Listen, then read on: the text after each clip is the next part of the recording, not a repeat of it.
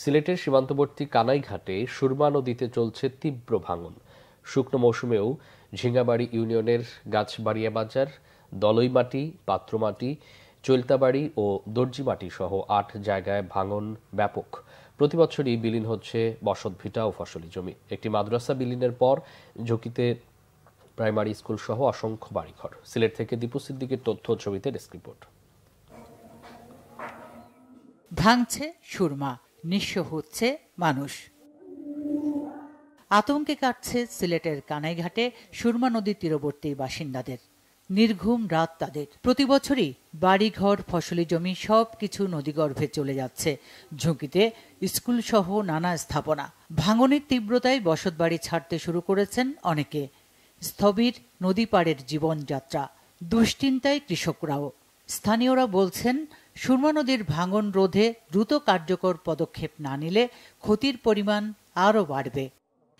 Block দ্বারা পরিপূর্ণ করে এই আমার জিঙ্গাবাড়ি ইউনিয়নের এই ক্ষয়ক্ষতি থেকে রক্ষা করার জন্য আমি সরকারের প্রতি উদারত আহ্বান জানাচ্ছি। বাঙ্গি বাঙ্গি একবারে আইসে আমরা রসি মানা রায় তুইয়া হেললে ঘুমাই না ডরাইয়া খান্দিয়া রায় ফুয়াই।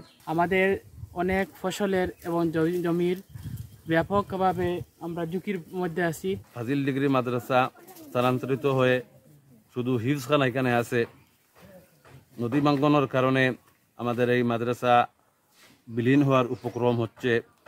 সুরমা কুশিয়ারার সমন্বিত পানি ব্যবস্থাপনা প্রকল্পের আওতায় এই এলাকার ভাঙন রোধে পরিকল্পনা নেওয়া হয়েছে, জানিয়েছে পানি উন্নয়ন বোর্ড। সুরমা কুশিয়ারা নদীর সমন্বিত পানি ব্যবস্থাপনা প্রকল্প নামে একটি প্রকল্প আমরা তৈরি করছি।